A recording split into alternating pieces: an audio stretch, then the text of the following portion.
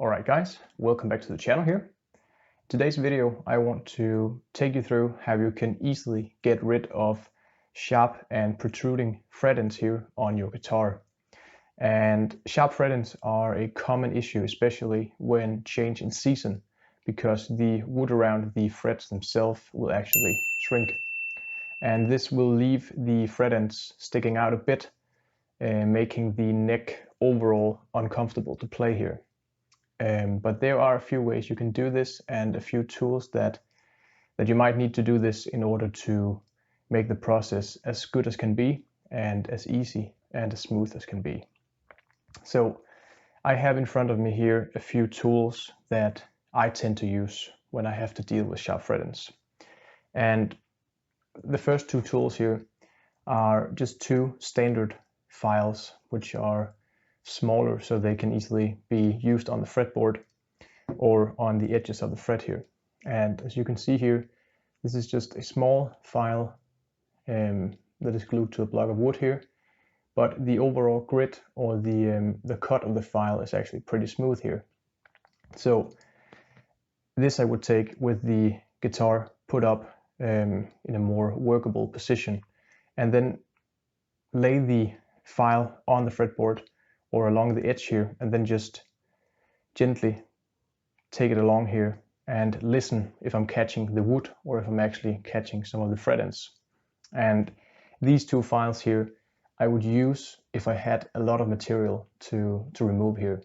Even though these are fine cut files, they will still remove quite a lot of material. So if I had a lot to remove here, I would start with these. But in this case, on this guitar here, I can only feel a slight amount sticking out on the sides here. So I believe that most of this actually has to do with the sides on the fretboard itself here, with the frets, that those are the ones being sharp. So maybe these have been leveled or dressed at some point and not been rounded. But I can still feel a little bit sticking out a few places. So for something like this, I would actually go in and use a fret end beveling file like this one here.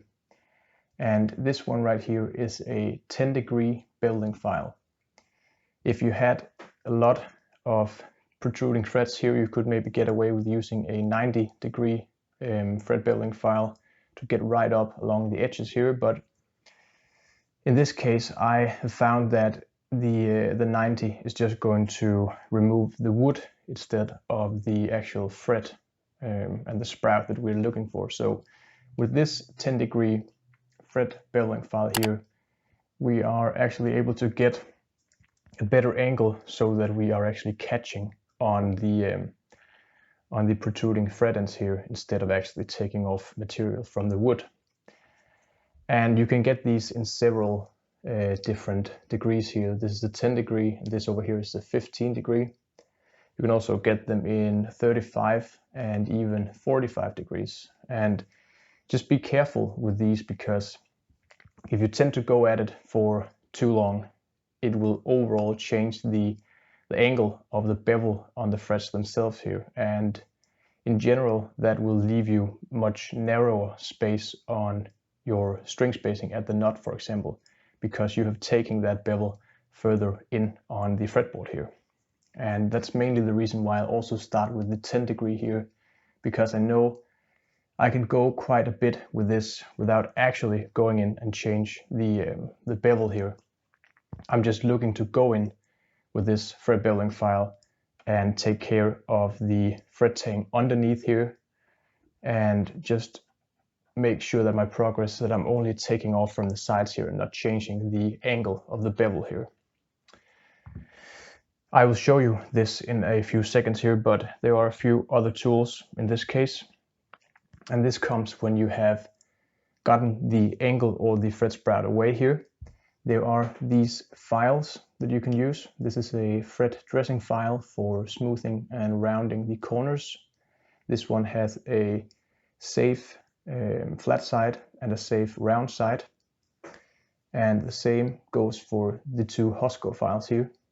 They also have a concave file in the middle here, so that you can actually take it and run it down on the frets and just smoothing out the top as well as a file on the sides here, so that you can actually take it along the fretboard and round the edges, which we're also going to do here. So these are just a few of the tools that will get you through the job. You can do it with smaller, finer files as well, but you have to be more delicate and careful. I've just found that if you do a lot of fretwork, these Beveling files and the dressing files are a lot handier because they will make the work a lot finer and better, and it will also make the overall process go faster.